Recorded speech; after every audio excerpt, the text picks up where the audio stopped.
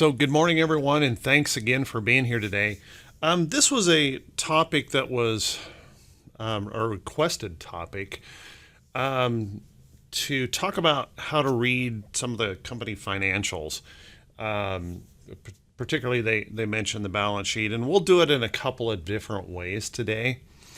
Now, what I'm going to recommend everyone do is grab yourself a notebook and take some notes down, or you're going to go you'll want to go back and review this video again multiple times to kind of get some of this information, because I didn't put this all down into a PowerPoint presentation. We're actually going to jump to some of these balance sheets and take a look at them, so, and where you might find some of this information. So, and we'll do it in a few different ways here. So a balance, let's move forward here. Company financial statements. There's three basic company financial statements. One is the balance sheet, one is a cash flow statement, and one is the income statement. Now, the balance sheet, what we're going to be talking about today, is really kind of what it says. If you were to take your home finances, okay, and you would list all of your assets, your home, your bank accounts, your cars, your furniture, your art, everything that you could list as an asset, and it doesn't matter whether it's paid for or not, that encompasses your assets. Okay, so it may be a portfolio, stock holdings, anything like that could be sold and liquidated. Okay, those would be considered assets. Now, companies do the exact same thing. They have, all of their business, their buildings, their furniture, their all of those kind of things that they list as assets of the business. The second part of a balance sheet is essentially the liabilities. Now, we all know we can own a home, but not actually have hardly any of it paid off.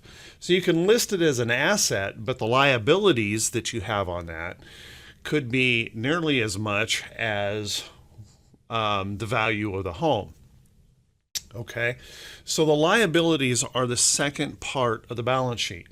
And all of those expenses and costs and everything, your insurance, all of those things that come out of that information, come out of those accounts and everything else that you have to pay for is the other side of it. Now, what you're going to see in financial statements, you're going to see that we've got assets that match our liabilities. Okay, and the reason they call it a balance sheet is they want those two things to balance. They want their assets to balance off their liabilities in a company. Okay. And just real briefly, the cash flow statement. This cash flow is going to tell you how a company is flowing their cash. Are they how efficient they are at managing their costs and making money. And the income statement is going to be, that earnings statement. We've all heard the earnings statement, where we're actually looking through how we're earning, how we're offsetting costs, what our rate of earnings and our earnings growth might be in a company. Okay. So we're going to really focus in mostly on the balance sheet today. And if you guys want me to do classes on the cash flow statement and income statement, that's fine. Now, this is really getting into company fundamentals. And I will tell you that company fundamentals have really no place, honestly, in short-term trading. If you're doing quick swing trading, company fundamentals honestly don't matter that much. Or at all, because we're just in for the move, this quick swing move in the trade. But if you're holding longer term trades and want to go a little bit further in those longer term trades and try to find out why this company is performing the way it is, what what's going on with that company. Then we look a little bit further and we look into these financial statements that companies release or are required to release. Okay. So the balance sheet, really simple. It's a financial statement of a company, which includes assets, liabilities, equity capital. That means capital that they have available, cash, that kind of thing, and the total debt.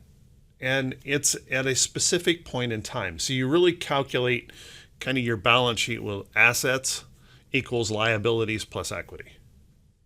Okay. So what we're looking for is that balance, but there's information that we can glean from that balance sheet that can tell us an awful lot about the health of a company. Okay, how are they doing? What's going on here? So what I'm going to do is I'm actually going to, this is the last slide we're going to see, and what I want to do is I want to jump straight over to a couple places where you can find balance sheets. I'll show you one that a lot of people use. You would go to Yahoo Finance. You'd put in a ticker. You can see I've put in Apple here. Okay, here, let me go back one step. Once you go into Yahoo Finance and pick a ticker, you're going to come over here to this tab, Financials. Okay, you're going to click on that Financials. And once you click on the Financials, you can come over here and you can see there's an income statement, balance sheet, and cash flow. If you click on that balance sheet, you can start going through this balance sheet and picking out the details that are of interest to you. Now, one of the reasons I don't like Yahoo Finance for me personally is you have to open these things up and look at details. And for some reason, I like it just laid out in a simple sheet. So I go to, my preferred is MarketWatch.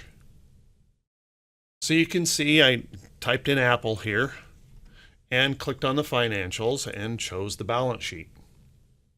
Now, one of the reasons I like this format, as you can see, everything is laid out here. There's no open specific category kind of thing. And I also really like this little bar chart off to the side. Okay. So let's kind of go through this a little bit and look at some of the details that may be of interest to you as you're trying to evaluate a company maybe for a longer term hold. So if we start sifting down through this cash and short-term investments, you can a lot of these are self-explanatory. One of the things that we want to see is things like total accounts receivable. Accounts receivable obviously is the money that we're trying to bring some money in. You can also look at your total cash assets, and obviously these things we want to see some steadiness or even growth here in the chart or in the balance sheet. And you can see this little bar chart helps a lot to show that we've got some of that going on. Notice right here in the receivables, what's interesting that we're starting to see here in Apple is their receivables are showing just a slight decline. Not that that's bad. A company like Apple is in really good shape. They've got tons and tons of capital and money. But it's just interesting that we're seeing, they reported record highs this time around. And what's interesting is that their receivables are actually starting to decline. So kind of an interesting thing. All companies are required to list debts, and I'll show you some in here that'll have substantial debts.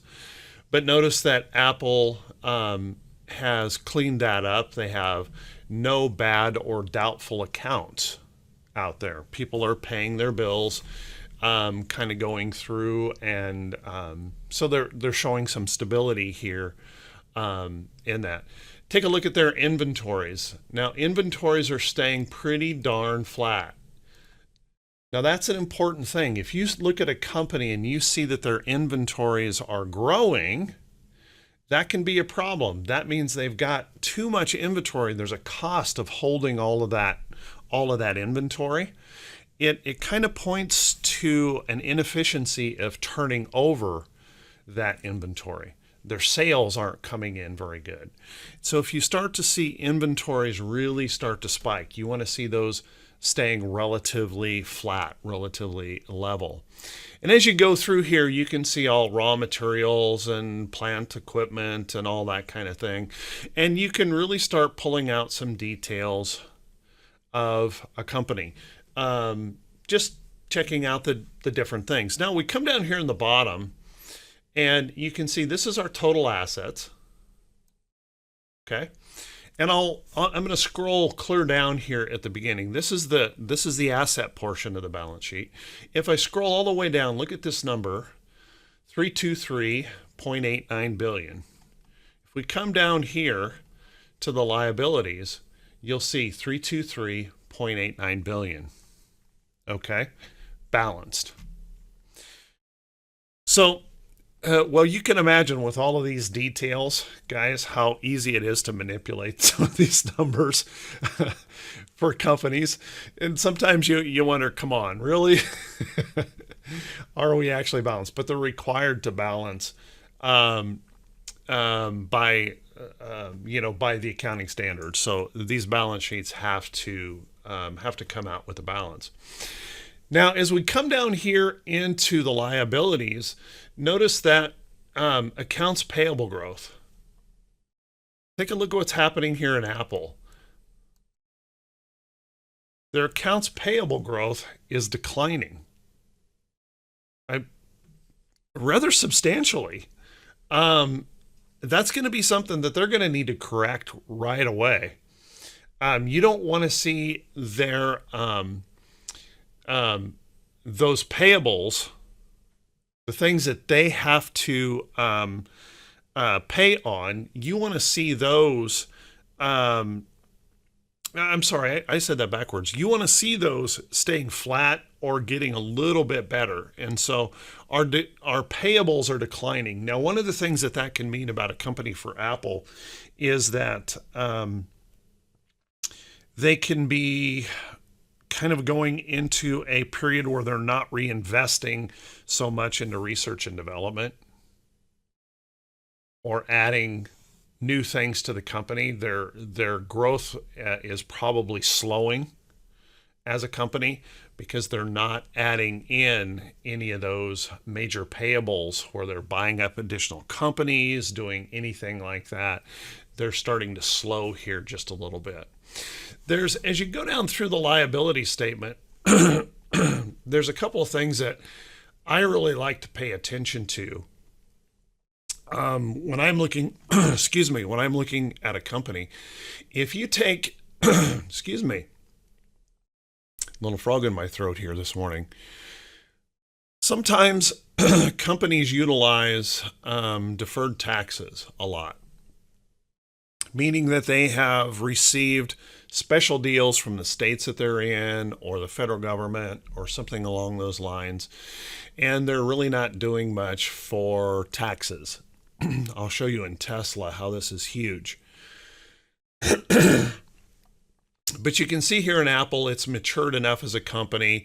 They're really not getting out of that, out of their taxes and things anymore. They're paying their taxes, doing those things. Our total liabilities and assets are just in a nice steady climb. That's pretty good to see. We like to see that kind of thing. And retained earnings. This is an important one. Retained earnings is how much capital a company is able to utilize from its earnings, as those earnings come in for their operations. And you can see in retained earnings, we're starting to slip here. So what that means is somewhere along the way, their costs of operating are going up. They're not capable, at least right now, to maintain a lot of their earnings for operations. that can sometimes point to a problem where the company may be slowing, maybe running into a little bit of a problem. This right here, this cumulative adjustment, and this might be the problem right here, might be one of the problems, is this is related to exchange rates around the country. Okay, currency exchange rates. And you can see what's happening in these exchange rates. We're kind of going backwards here in Apple. Apple exchange rates are losing about 1.38 billion as a result of those exchange rates. And that might be directly related to why we're seeing these retained earnings dropping. Okay. So those are some important areas that I like to take a look at and notice about a stock overall. Total shares and equity assets, you can see we just got this kind of a declining going on here, but nothing out of the ordinary, nothing terrible. Retained earnings would be, yes, in a way, it's another way of stating profit. It's not necessarily total profit, but the retained earnings, you know how they report earnings per share, it's kind of a ratio of how much of that earnings they've been able to retain for company operations. So yes, it's part of the profit of the company. But remember, profits come in a lot of different ways. There can be investment growth and all kinds of things that can bring profit into a company other than just the sales of a product or something along those lines. So it would be part of that profit calculation. So you can see here, Apple, pretty stable company, obviously. Nothing really major red flags in here, other than we do have a little bit of an indication that the company could be slowing just a little bit. Now, let me show you what's on the Thinkorswim platform, because I know a lot of you guys use Thinkorswim. And if you go to the fundamentals tab and type in Apple here, we get a little bit different thing. Now, what Thinkorswim does is they kind of try to boil down all of the data from all of the financial statements into a short form to give you some information about the chart. And you can see you can select annual, you can select quarterly if you want to drill down into specific quarters for this. So let's go through this really quick and let me give you some of the explanations of what these are. And I'm going to try to slow down just a little bit if you guys have questions to ask. But you might want to take some notes or play back this video and take some notes on this so you kind of have a grip on understanding what these items mean. Now, first off, we know what earnings per share is, how much a company is earning per share in the company. And as you can see, if you look right over here, year over year, we're seeing Apple showing about a 9.2% growth in earnings. So that's a pretty simple understanding that, hey, earnings are coming in good, things are going along. And if we look at the 5-year trend on this bar chart, that's looking pretty darn good. And we can actually look across here and see that our earnings on the company are growing year over year. Okay, pretty handy to take a look at if you're looking at whether or not the company is doing well. Dividends per share. Okay, this is talking, obviously, it's pretty simple to understand this one. This is how the dividends. Are they paying dividends? Some companies don't pay dividends, obviously, so this would be an NA or a 0. And if you look across here, year over year, looking at 5.56% growth in its dividend payments. So if you look across, they are actually slowly, gradually increasing their dividend payments on Apple Computer. Okay? Pretty simple to understand. Book value. Book value is kind of interesting here. Book value is essentially assets minus the total liabilities. Okay. So if you take a look at the entire book value of the company, it's coming out at about $3.94 on a per share basis. Okay.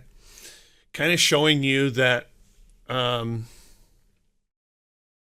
they have some value. Obviously, there's money there. Now, one thing that you're seeing here in Apple is year over year a substantial decline, and that's something that balance sheet was pointing out. Right, that balance sheet was showing some kind of slowing down of their growth rate. And think about it, as a company matures, honestly, how many more cell phones are they going to be able to sell? I mean, until they make something new or come out with a new version or something, cell phones are kind of saturated out there, right? So now they have to break into additional markets. But you can see what's been happening here on the 5-year trend. 5-year trend, their book value has been in decline. Just run across there. Book value has been in decline.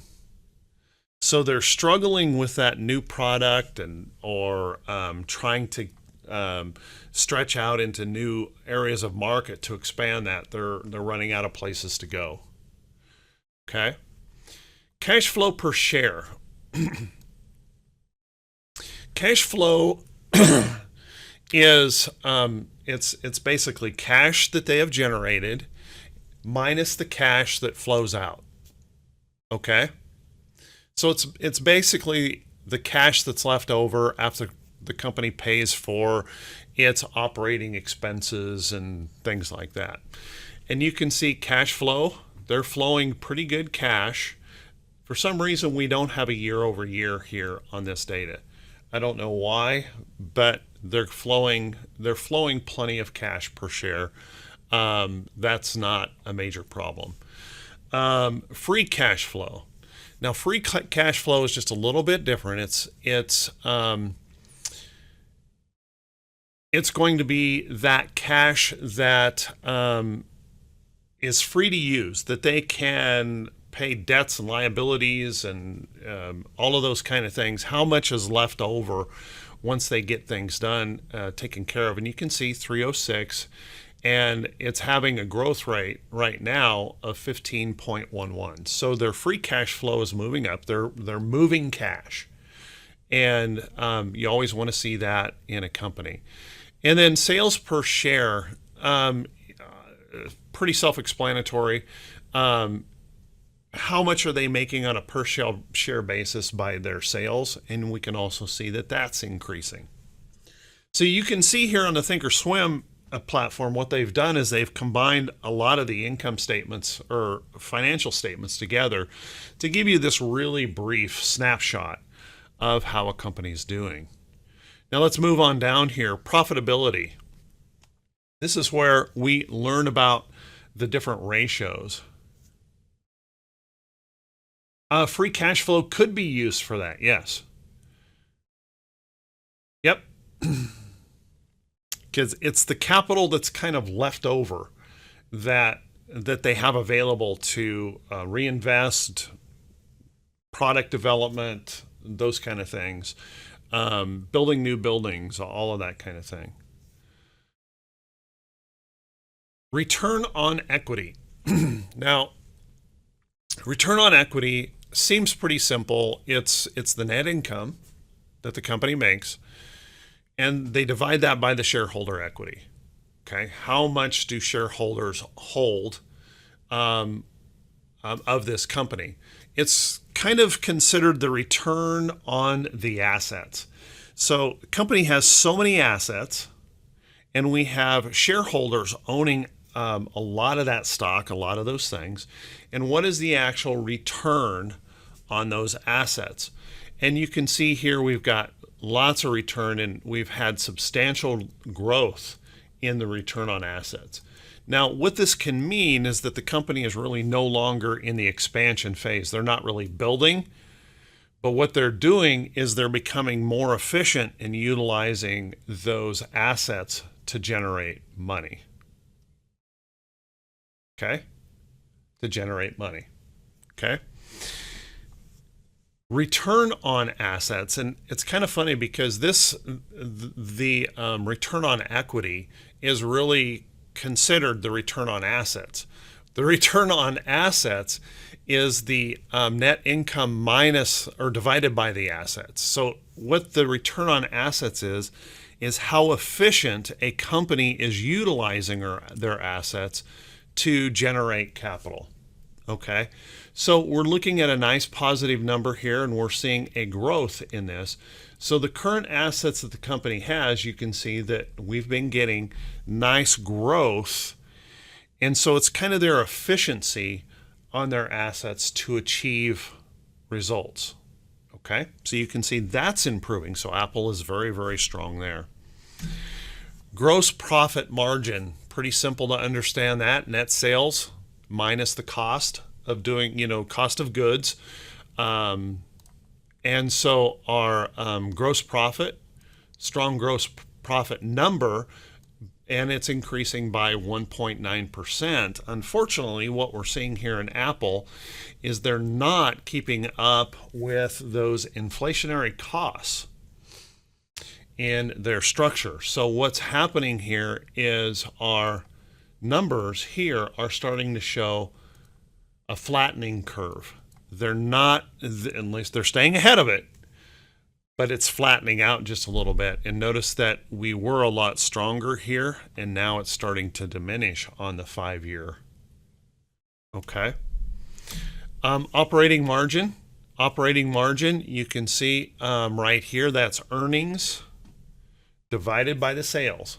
Earnings divided by the sales is what gives you your operating margin or your operating profit margin. And look right here. Well, we're $24 a share, but notice this right here. Year over year, we're starting to see a decline in their profit margin. Once again, I think what this might be showing us is that Apple may be reaching a saturation point, and they're struggling with that profit margin, keeping that up. And you can notice right here in the 5-year trend, that's been declining, and you just go across here and you can see it. Okay. So you'll want to keep an eye on those kind of things. So operating profit margin. That operating profit margin is essentially their earnings divided by their sales. Okay, so no big deal. Just what they earn divided by their sales, and you can see they're having some trouble there. Tax rate, pretty self-explanatory, not much going on there. What that is, but notice that their tax rate is increasing. Excuse me, it's declining. I'm sorry, declining. Their tax rate has been declining. I don't know why that would be.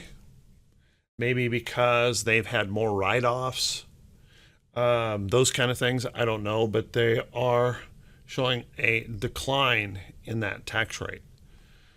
And that could be, a function of the last 4 years of presidency, where we reduced corporate tax rates, and so we saw those tax rates decline. Okay. Interest rate minus estimated average. This is that. Again, your interest rate that they're paying and the average interest rate they're paying on any borrowed money or those kind of things along the way, and their net profit margins. So here again, you just total all of this up. You could just do these lines down here. You can do this line and start looking through to see what's going on here. But notice the net profit margin struggling here just a little bit. Their profit margin is pretty thin. Okay. They're struggling here a little bit, and it's been declining. So that's something to pay attention to in a company. Total asset turnover. Total asset turnover, it essentially compares the sales of the company to its total asset base. And it's really kind of pointing to how are they turning over product based on its assets? How are they utilizing their assets to turn over turnover gains and profits and those kind of things. So how much they're making on their assets. And as you can see, Apple has been doing pretty well there. All right, we've got a 5-year growth rate. The turnover of their assets is good. Inventory turnover is starting to show a little bit of problem. This is where their inventory, their effectiveness in sales, essentially. When they bring in their inventory, they're able to get it sold right out to bring in those profits. And you can see that it's growing. We're up 4.62%, but notice the 5-year trend. 5-year trend has really been diminishing pretty fastly. So what's happening here is we had this little bit of a change for them where their inventory is a little bit more of a struggle for them to move through and move out of the company. Let's see, long-term debt. Pretty self-explanatory on long-term debt. They take, to get this ratio in here, they take the long-term debt and divide it by the total available capital that they have to pay their debt. So for example, it's can we pay our current debt? And you can see that this has been increasing steadily. Apple has a cash hoard that's unbelievable. So they have plenty of money to pay their short-term debts. Financial leverage of assets. When we look at the financial leverage of assets, we're looking at just a ratio here of how they're being able to leverage those assets and produce income with it. And you can see it's holding up very nicely here and showing growth that the assets. So again, that's one of those markers of a mature company. They're not really building more assets or expanding, increasing those cost of assets. What they're doing is finding efficiencies to make their assets pay better. Okay, so it's kind of points to the efficiency of a company. Fixed charge coverage ratio. Kind of an interesting one. It's how well companies' earnings can cover its fixed expenses. Okay, how well a company can cover its fixed expenses. Every company has a certain number. There's insurance, building costs, taxes, property taxes, labor costs, all of those kind of things. How well are they doing to be able to cover those? And you can see that they're doing pretty well. It's been showing a little bit of an increase here just recently, but they've dipped. But it's starting to perk back up. So they're doing a little bit better on being able to cover that. Dividend payouts, pretty self-explanatory. Dividend payouts, I don't know. They're paying dividends and they're keeping up with it, and the dividend payouts have been in a little bit of a decline. Okay, a little bit of a decline, no big problem there. Quick ratio. Quick ratio is a calculation that measures the company's ability to meet its short-term obligations. Okay. It's their ability to reach those short-term obligations. And what they want to see is that they've got enough of those liquid assets, the cash, things that they can turn into capital really quickly.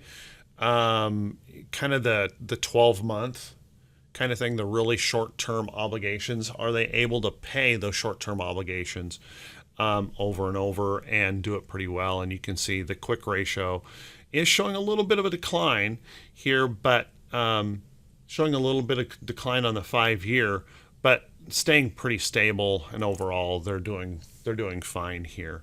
And then the current ratio is it measures the company's ability to pay short-term obligations that are less than a year. Okay, really quick, those bills and things that they have to pay. And notice that they're doing okay here. They've got plenty of capital for that, but they are starting to see a little bit of a decline in that area. So when you start looking at these data points, you can start getting a bit of a sense of how a company is doing. Now, price to earnings ratio. Price to earnings ratio, if you guys have never gotten an explanation of what that is, current is showing here 35.64.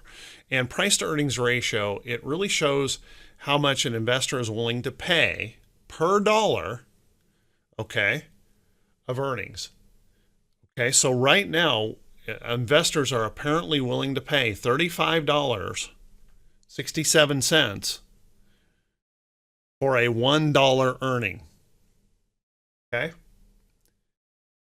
So the company produces a dollar earning, people are willing to pay $35 per share to get that $1 earning. So this is when we start looking at whether a company is overbought or oversold. How many of you think that paying $35, willing to pay $35 for $1 of earnings, might be reaching a kind of a tipping point? Pretty expensive, right, Rickster? Pretty darn expensive. That means the stock may be a bit over elevated in price. Okay, those are things that you want to pay attention to, particularly if you're thinking about a long-term hold. If you're looking for a long-term hold, do you want to be going out and buying something that's already priced very high or priced at or near perfection? And that's what we're looking at here in Apple. It's pretty darn high priced, and for a long-term hold, it may not be the best right now. What we need is probably a pullback. PE ratios in the 15, 16, 17 areas, those are usually pretty good as an indicator of a stock that has upside potential. Okay. If you get below that, it's going to show, if you get below those numbers, if you're into that 10, 11, 12, I don't know if we'll find any of those in this market right now that'll be close to that. What that is telling you, that's the kind of thing that Warren Buffett looks for. He looks for a company that is way undervalued for what it should be paying. The assets, everything put together, the company is just underloved. And he's looking for those companies that just don't have anybody that cares about them right now, but are making tremendous amounts of money, and the stock should be valued much higher. Okay. Negative PE, and when you see a negative number in there, it's showing that the stock is so completely overbought, okay, that you're actually expecting, well, the stock should be worth far less depending by the way the company is producing earnings. Okay, there's just not enough money in that company for the value of the stock, and that'll flip that to a negative. Okay, that can be that really big fingerprint of something, and we're seeing a lot of that right now, right? We're seeing a lot of that right now, where those companies are so extremely overpriced, okay, that it flips that PE ratio to negative. And what we're looking at when we look at that, when you see a negative number, Barry, on Zoom or on Tesla probably, when we look at that number and it's a negative number, it means that people are buying this on pure speculation that the company assets, the value of the company, is really nothing more than what people believe it is. You can't put it on a piece of paper and pencil it out to make any sense. Does that make sense, Barry?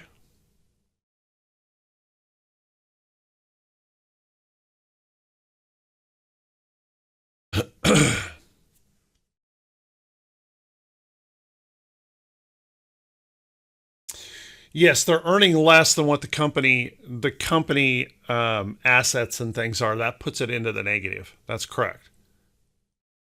But it means if we were to actually put things down on a piece of paper and design it or plan it out, it means that people are buying it based on speculation and not because the actual value of its assets or the value of its earnings. It's it's speculation. It's hype and dreams. Okay. New companies will often have that, yeah, and I'll show you one here in just a little bit that there's no information on. And then if you go to price book to earnings ratio, and by the way, another way to determine or think about the book value is essentially if they were forced to liquidate everything. Okay, if Apple liquidated everything, this would essentially be the amount that you could kind of expect that you would get in return per share if they liquidated the company. Okay, that's what you would get as a return per share. Not exactly a good deal, right, for the common shareholder. And one of the reasons it's so off is because we're so high priced. Okay. Okay. Let's see. Price to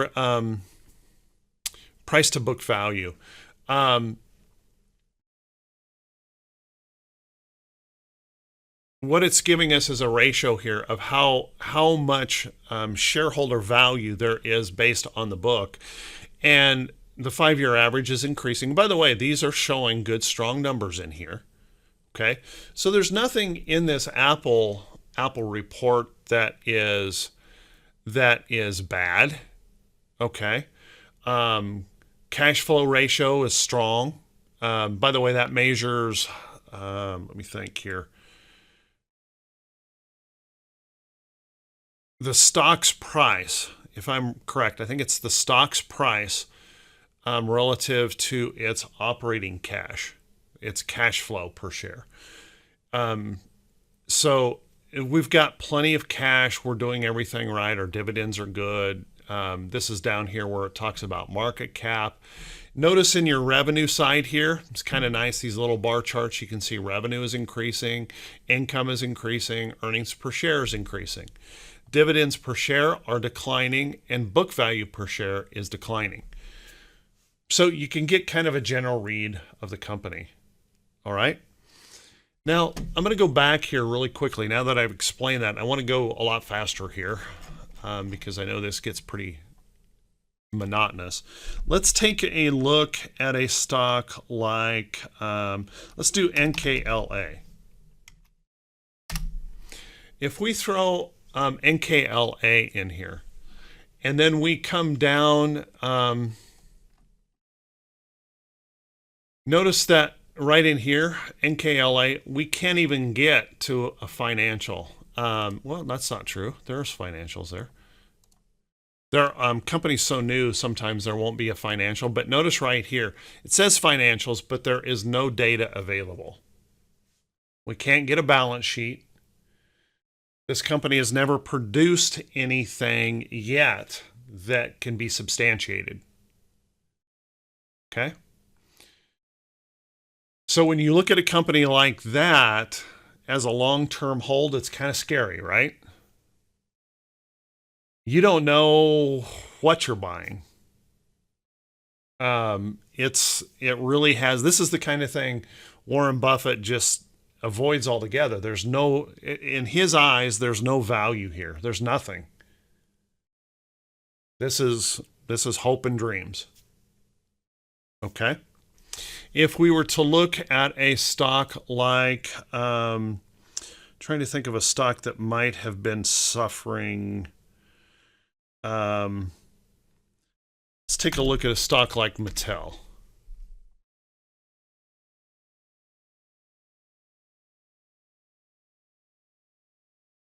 Go to that balance sheet and let's cruise through here and notice what we've got in here. We're starting to see little tiny bits of trouble, little red flags. starting to perk up in different places in this. And what I like to do is zoom down here really quick. Total asset growth. Notice that the total asset growth has been struggling, but we've recently had a little bit of an uptick here. Means the company is mature, but we're not getting any growth in assets of the company. Move on down here. Look at this right here. Deferred taxes. They don't have any tax credits, but they're deferring their taxes, and their deferred taxes are coming down just a little bit, but they've ticked up here in 2019 to $67.9 million that they have deferred. They can't pay. They don't have the money to pay them. That's a little bit of a problem when you start seeing companies that can't pay their taxes. A little bit of a clue that there may be a problem in that company. Scroll on down here, retained earnings. Notice their retained earnings are really in decline. Okay. They're struggling heavily with exchange rates. Having lots of trouble here. Okay. They've been losing money on their securities, on their marketable securities. Treasury stock, by the way, I didn't mention that. Treasury stock is essentially the buyback program. You know, stocks are allowed to buy back their own stock. But notice that that is not doing anything here. It's in decline. They're not able, apparently, to buy back their own stock. Okay, so you can see it starts to show a little bit of problems in the company. Now, I don't think Mattel's going away or anything like that, but it's just those red flags that there may be some trouble here in that company that you want to pay attention to. Let's take a quick look at, somebody asked about Tesla. Let's take a quick look at Tesla.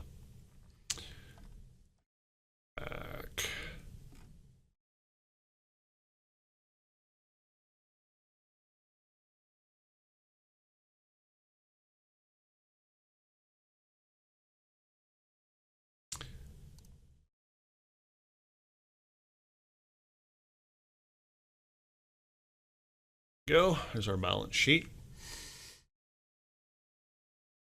Okay, so as we scroll through here, you can see they've had cash, short-term investment growth, and stuff like that. That's really increasing. So there's a lot of good things starting to show up here in that. Their inventories are starting to decline. That means that they're doing a little bit better in their sales. Sales are coming up just a little bit. And then, you know, all of their other expenses here. Notice their total asset growth. Their asset growth is really hit and miss. It's kind of all over the place. Okay. Their accounts payable growth could be a little bit of a problem. It's green, but it's really declining. Okay. All the other measures in here are looking pretty good until we get down here. Retained earnings.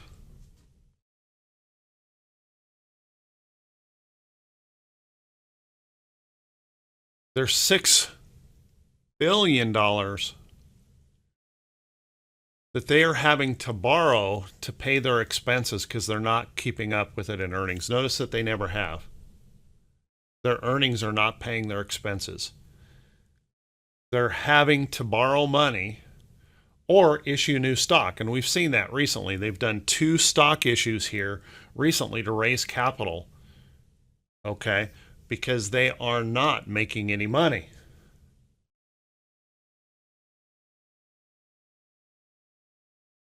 Okay. If they're listed on U.S. exchanges, usually they do. Yes, Lauren. Unfortunately, China, companies like China, they've refused to follow U.S. accounting practices. Okay. Oh yeah, well they tell us all the time in their stuff. They're getting earnings growth. They're starting to produce an earnings number, okay, that is positive, but just notice in here they're actually having to borrow to maintain operations. They're continuing to have to borrow to maintain operations. They're not making any money by selling cars. Okay? Those are some things that you want to be paying attention to. Now, if I come over here, whoops, didn't want to do that. But if I come over here, let's take a look at Tesla over here. So if we take a look at Tesla over here, we get that same kind of information coming in here. And, you know, notice they don't pay any dividends and those kind of things. We're starting to see some of these things ramp up here. Okay. Their book value,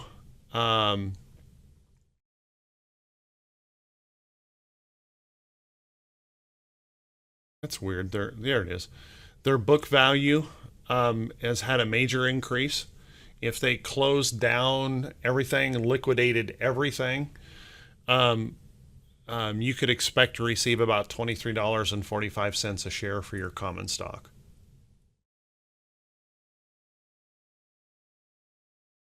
Okay.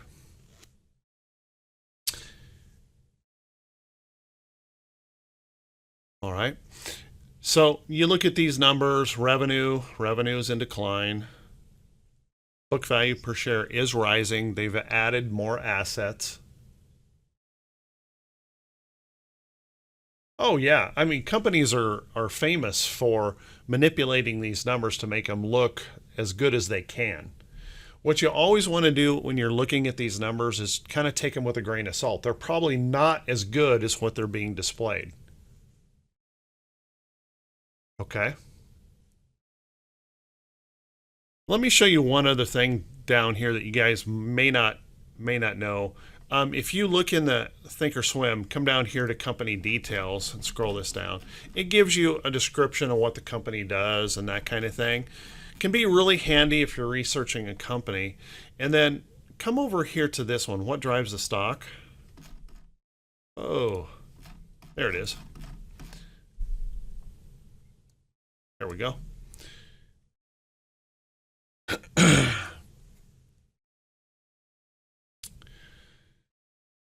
This is a, you guys can go look this up.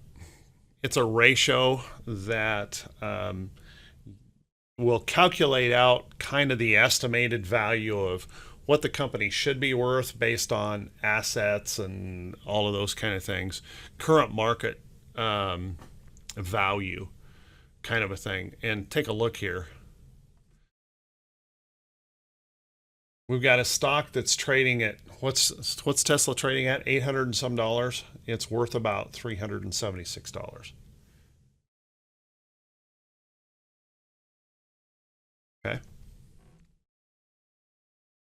So you start to see little problems and things coming up in companies like this, and as we start addressing some of these details, and you can get all of this information, you know, on, you know, pretty much everything, how they're doing, if those numbers are good. And if you want to get involved in the details, you know, going over, checking out something here on Market Watch or Yahoo Finance, you can get lots of detail about a company. Let's take something that's been pretty popular in the room here. Let's go NIO. Haven't even looked at this to see what we've got going here, NIO. Let's look at the financials and take a look at that balance sheet.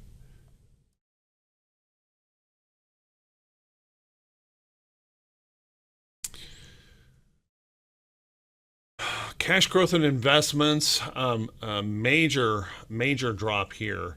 Now that could be just simply because the company is going through an aggressive expansion.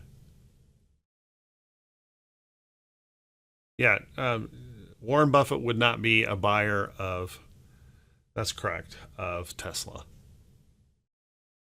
Bad debt and doubtful accounts. They're showing that they may have a problem collecting some money here. to the tune of $3.2 million. There's not, not all of these boxes are filled out because it's a relatively new company. Total asset growth. I don't know what happened here. Might be something you'd want to take a look at, but notice that their asset growth has just gone negative.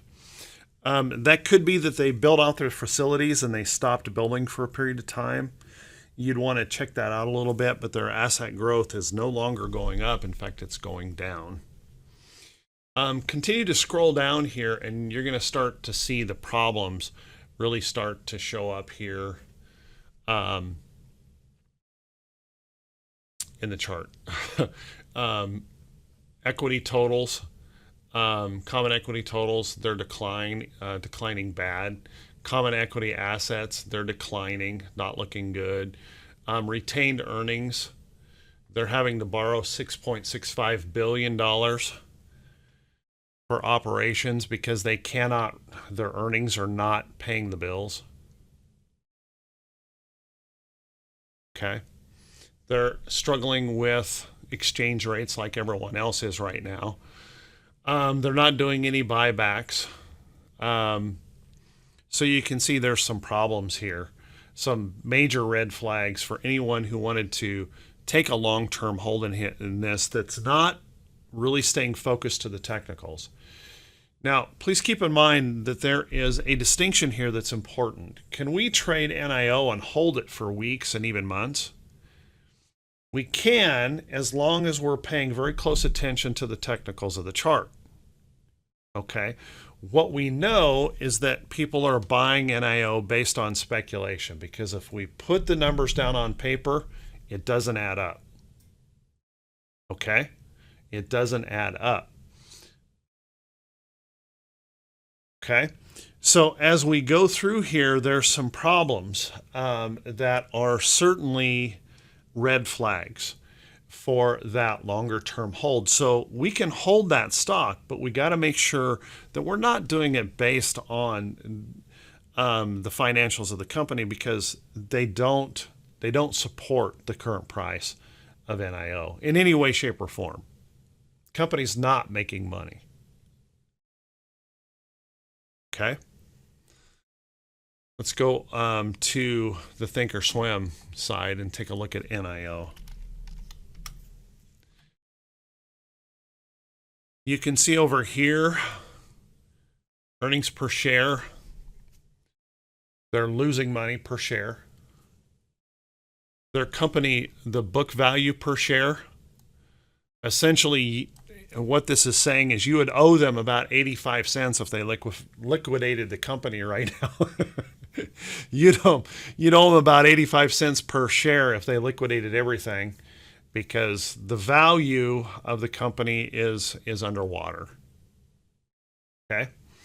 If you go on through their cash flow, none of this stuff is looking very good. Look at their total asset turnover. These are starting to increase for sure. Net profit margin. Okay. Bit of a problem here coming through. And, just move on down and you can see a lot of those numbers are those warning signs that there's a problem here. In this, notice that our P/E ratio is a -57. Okay, so we're not doing very good here as a company on the books.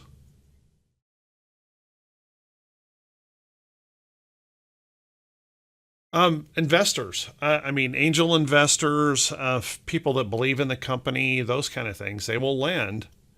At some point in time, that stops, obviously. And we're in a situation, that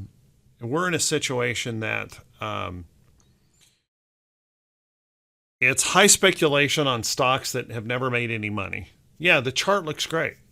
So you can trade the chart based on the technicals. But if you actually look at the company itself, there's nothing that supports the current price except speculation. Okay? Except speculation. Cruel cruise on down. Oh, it's not even going to give it to me.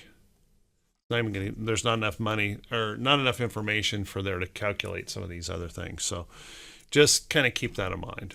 Okay, Oracle.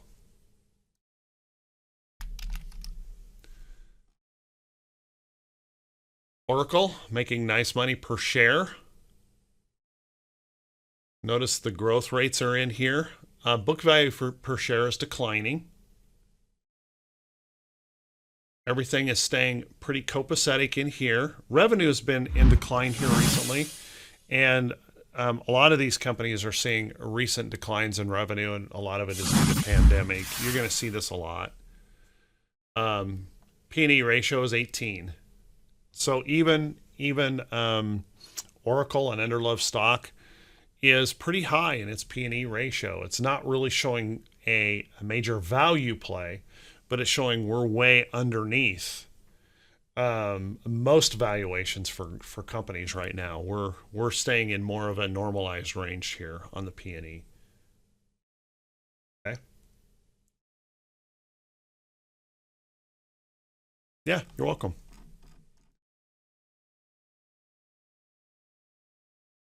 So is this stuff helpful to you, guys?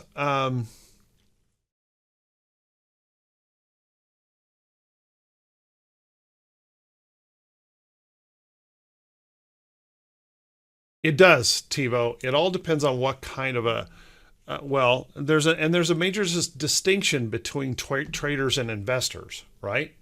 We can hold NIO as a trader, okay, as long as we're focused on the technicals. But there's a big distinction here, right? Should we be in love with NIO? Should we be drooling all over ourselves that we will never sell NIO because we have super belief in it? No, we shouldn't. We can trade it as a trader.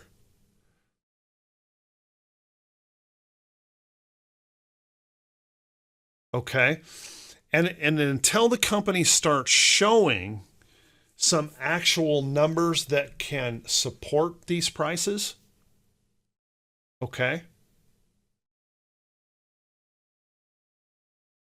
great. But right now we can't seem to do that in NIO. Okay, if you were to look up, let's look up Solo. A lot of folks have been trading Solo. Come over here into Solo and notice Solo has nothing.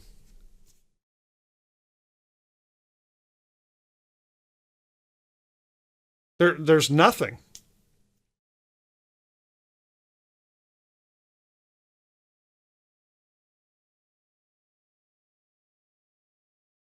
Okay.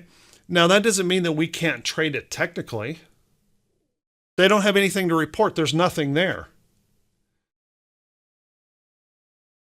Okay. They're too new. They've got nothing, and not only that, they're Chinese, so they may even be saying they're not going to.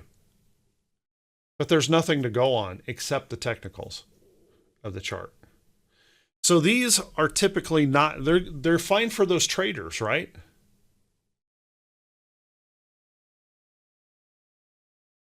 They're fine for those traders. You know, if we were to take a look at, let's take a look at Microsoft. Okay. Analysts love it. The analyst community is just loving it big time. We come down through here and we've got really good numbers. Look at the book value per share. Really good numbers in here. Okay. Look at all these scaling up. Scaling up. Microsoft is doing extremely well overall. But here's a problem. It's also priced at 34 P/E ratio. It's saying investors right now are willing to pay $34.50 for $1 earning. That's pretty darn high. Okay. And that's one of those things that can cause you some trouble in a stock. If we roll this up now, you're going to see probably analysts. Yeah, analysts are probably are saying that they believe the stock could go up further.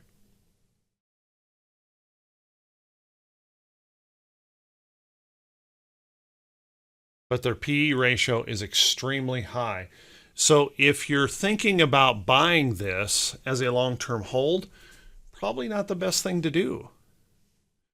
Okay, what we need is a pullback. A pullback in the market will reset all of these prices to much lower levels. Then they're good long-term buys. Okay, the company is strong. There's no doubt about that. The company is holding up, doing very, very well.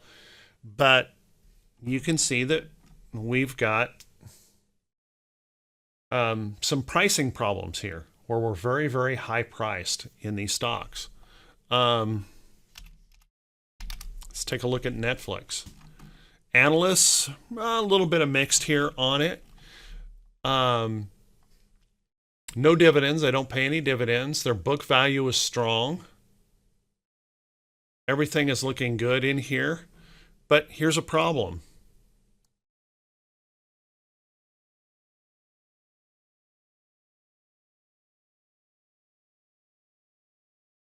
Extremely high priced on a P&E ratio. I mean, like ridiculously priced on a P&E ratio.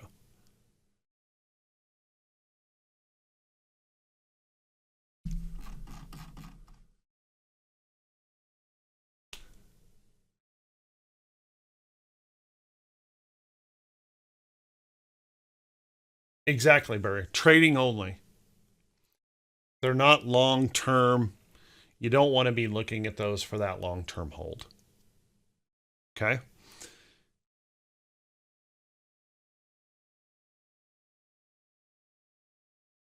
Does that make some sense, guys? So I hope this guy gave you some information. This is kind of boring stuff. But, you know, it is kind of nice to know a little bit about the company, right? To see whether or not it does make some sense to stick with it and hold the company. Or should you just be really focused in on the trading of the company because there's really nothing there that can support these current prices? And when you just look at a lot of these, analysts are mixed here on this. Some are saying reduce and avoid. Some are saying it's still a buy. Book value is really, really strong. They don't pay a dividend. And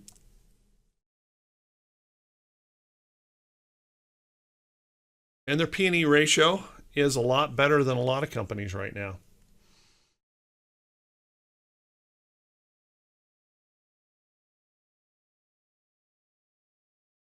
This is going to be challenged though by those lawsuits. So, and if you want more detail, just flip on over there to. Darn it! Clicking too many things here, too many windows open. I'm trying to flip back and forth. You know, if you want more detail, you just come over here and take a look at Facebook and financials. Pick up that balance sheet.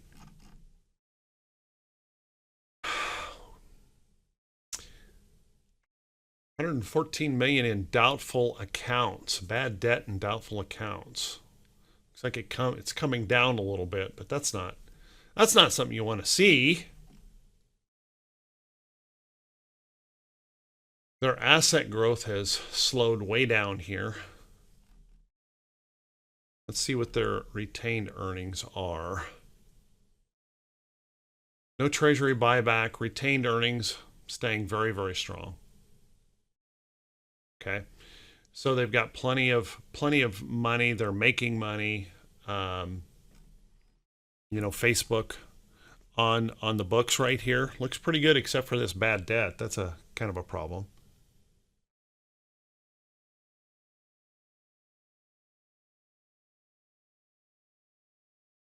It's only you're only going to get it in the intervals. Yeah.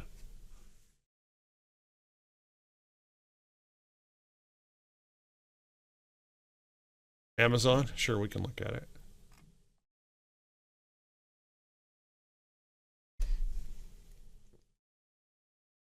Well, that's not Amazon.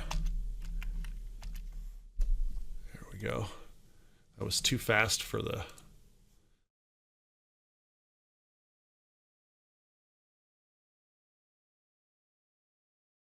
Their bad debts are increasing big time. Holy cow, $1.1 billion. Short-term capital growth or cash growth and investments, that's really grown a lot. They're doing good on the cash side of things. Lots of these bar charts out here, lots of growth.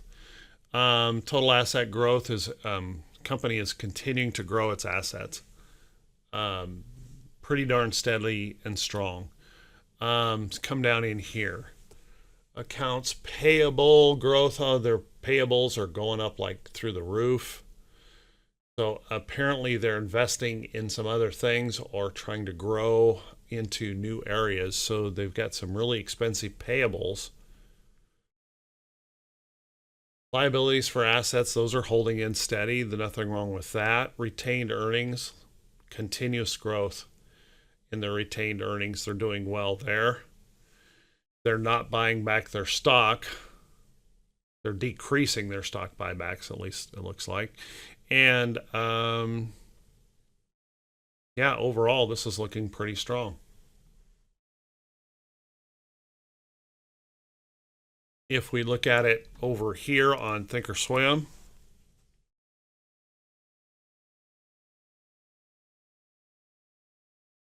and by the way, remember over here on Thinkorswim, what they do, we're just looking at the balance sheet on MarketWatch. What you're looking at here is numbers that are being pulled from the balance sheet, the income statement, the cash flow statement.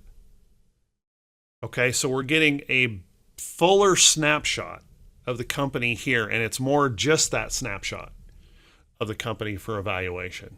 Okay. And as you can see, very, very strong book value per share, $185 a share. They're really, really strong in that. Here's a problem though: 76% P/E ratio. So again, probably not a long-term investment at this point.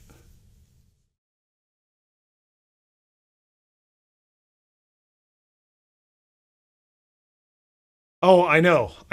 But it's interesting that it's growing so fast. So I don't think, obviously, the company's got good value. They can pay their bills. They're doing great there. You are starting to see here in these numbers, you're starting to see these having a little bit of problem.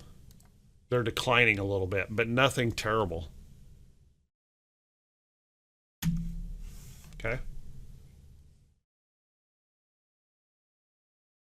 So it's one way that you can look at these companies and kind of decipher, what makes sense, what doesn't. Somebody mentioned Zoom.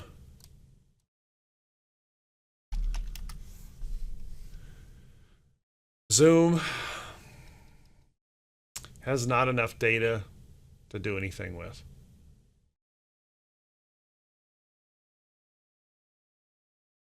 Oh, that's right. It's just CM. You're correct. My fault. That price is not right. That should have been my first clue. There we go.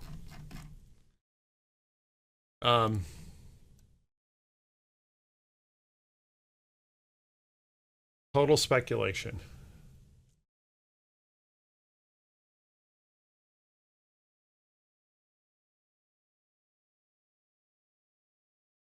Means you're willing to spend $258 for $1 of earnings.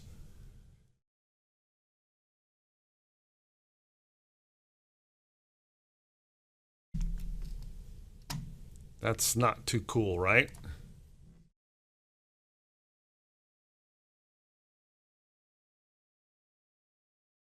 Let's look into this on the balance sheet.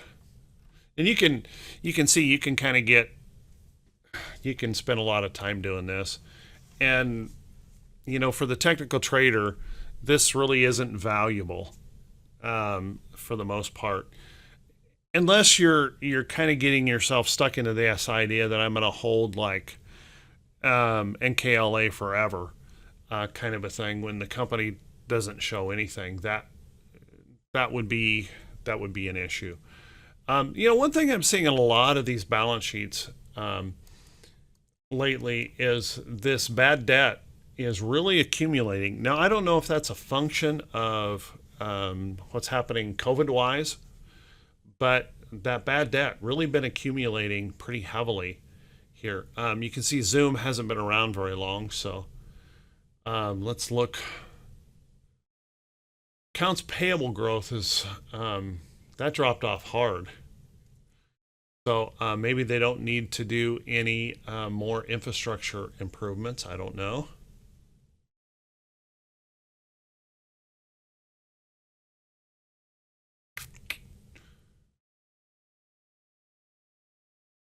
Yeah, a few red flags, but nothing nothing horrible. Notice the retained earnings came up a lot here.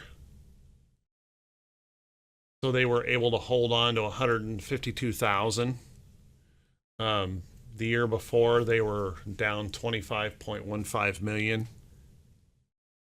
So at least they came up. They made some money here on that. So.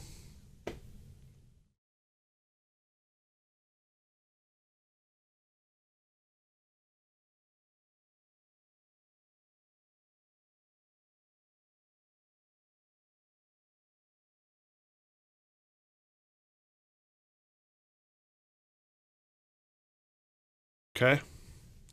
Yeah, I like that because a lot of these stocks that people are getting so sucked into are it's rental property, right? Ed?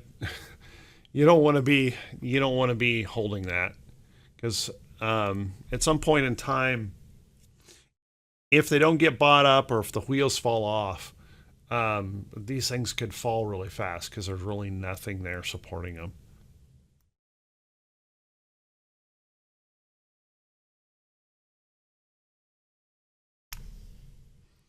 Let's come over here and look at a couple more, like Intel.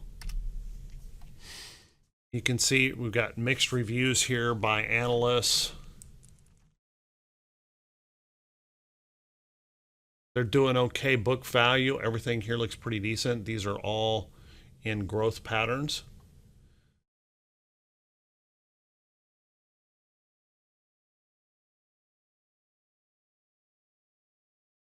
Yeah, everything's looking pretty good here, and notice our PE ratio. Now, Intel's got a problem though, right?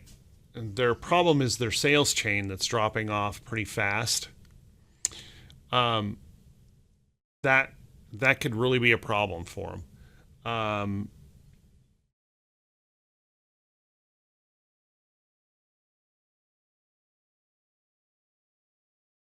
Oh, I know. That's what I mean. Their PE ratio is pulled back, so it's in that value zone or in that better buy zone, but they may have some challenges ahead with their story, right?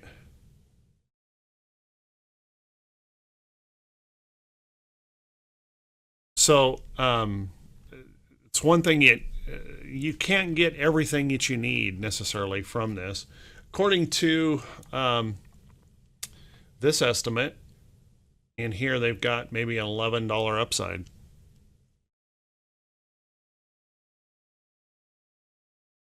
So it could be a bit of a short-term value play if they can get moving here.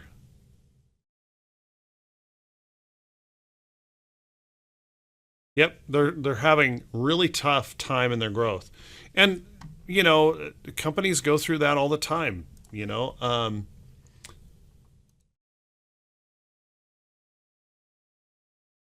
Let's see if we can see something in here that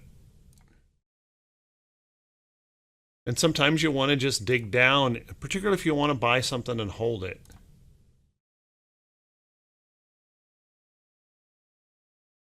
Give me the balance sheet. There we go.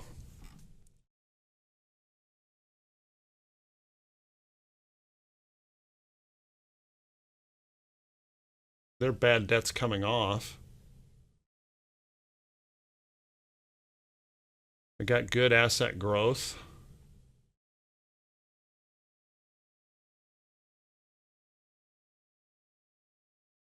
Total liability of assets, that's staying pretty stable. Retained earnings getting stronger. Kind of remarkable. Retained earnings are getting stronger. They seem to be doing okay where everyone else seems to be having trouble with the exchange rate. They don't seem to be having that trouble.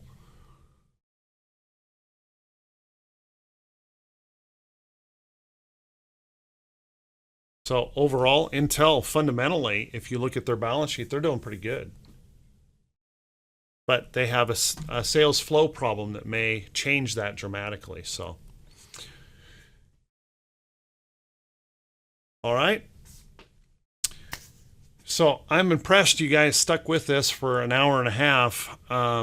This is really dry, boring stuff. But if you do get into longer term holds or start doing some longer term holds, can I get PE ratios on the SPY? I don't think. Let me look. I've never tried.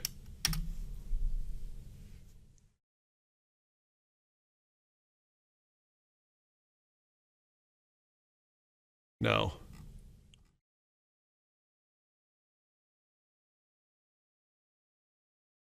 No. Because it's a component. It'd be almost impossible to calculate a PE ratio because it's a component of so many different companies. You'd have to really get an average of the PE ratios of all the companies in the SPY.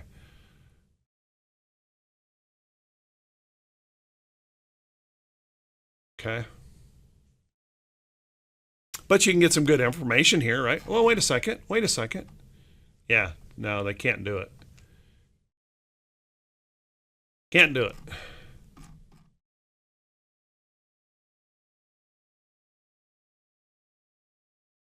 Alrighty.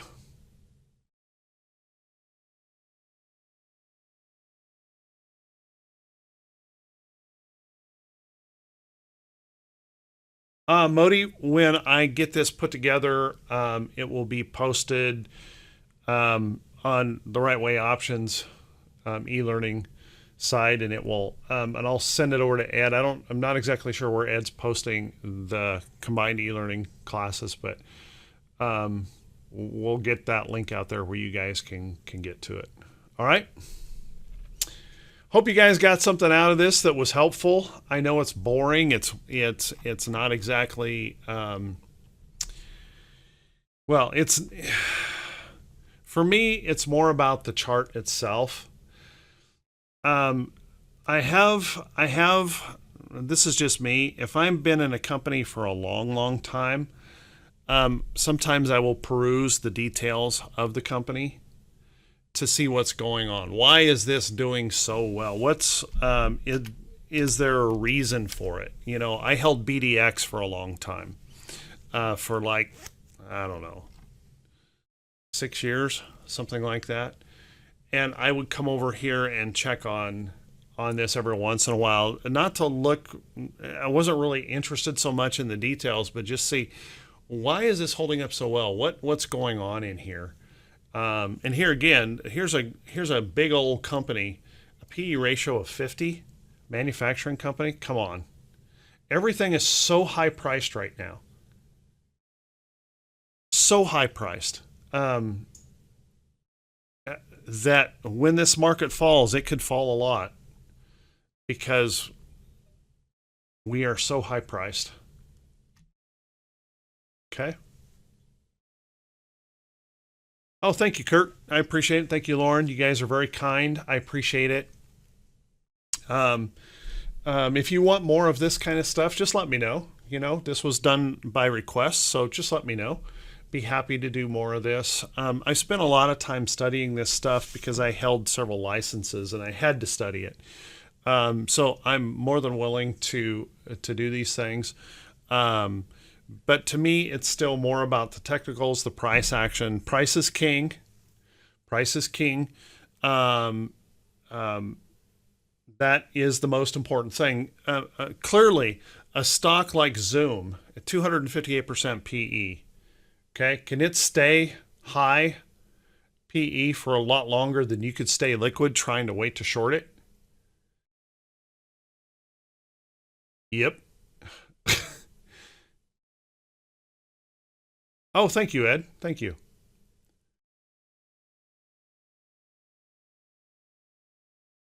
But you're just going to have to, yeah, Amazon did for a long, long time. So you've got to trade the chart, and but it's always wise. It's always wise to know when the stock is overpriced. Okay, when there is a problem with the pricing. I didn't. Did I look here on ZM? What did they say? Yeah, it looks like there's not enough data for them to do those other calculations on here. So, um, it's just one of those things, guys. Decide how you want to invest, trade. Um, I will stick with stocks for a long, long time, and that's about the only time I'm going to have any concern over here on any of their financials. Everything else is going to be price action based, following the chart and the trends.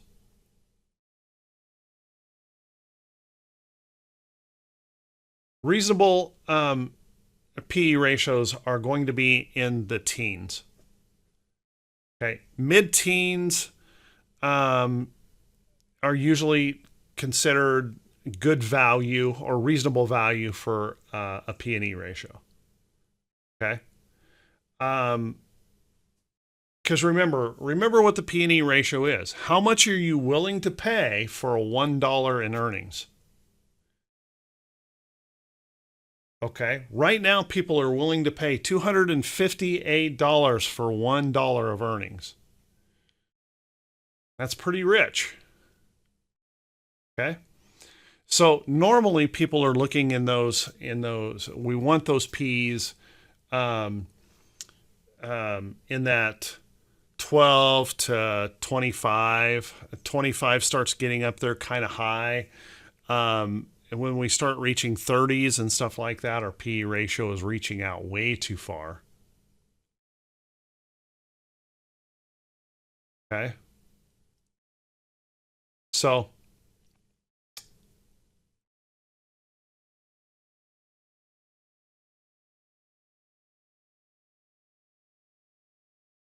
there's some detail to go through. Guys, I can get into those other details on some other time if you want me to. Those are can be, pretty strong conversations in themselves to understand them. So, yeah, I think overall the market is pretty inflated,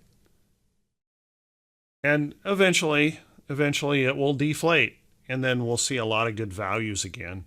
One of the complaints that I hear all the time from folks is, geez, Doug, all you ever do is post stocks that are really expensive. Well, even stocks that don't have any reason to be expensive, there's nothing behind the company, they're still expensive. I don't know, you know what I mean? Everything is elevated right now. Everything is elevated. So we really have to stay on our toes and be careful with that. Companies that, think about it, Zoom was a nothing until COVID, and now all of a sudden it's the biggest thing, going out there.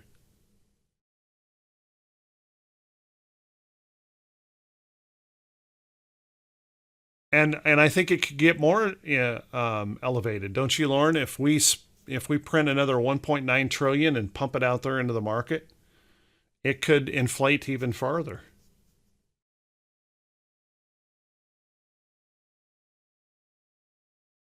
Now, the end result, I think, overall, the end game on that is not good. But for the short term, Market's going to love it. Yeah, I agree. Scary long term. Well, you guys take care. Have a great weekend. Lauren, I hope you feel better. Get all healed up.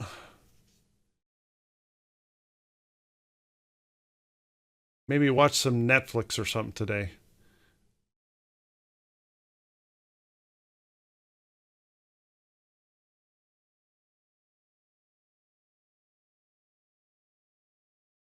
That's exactly right. And that's exactly right. Ed knows Ed knows what I would do if I were out doing that.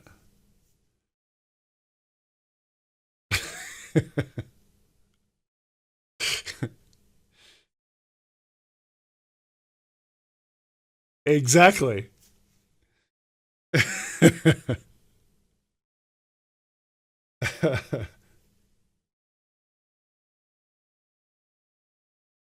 Somebody gave me a Tesla. The only miles that would be put on that is the drive to the dealership to trade it for a pickup.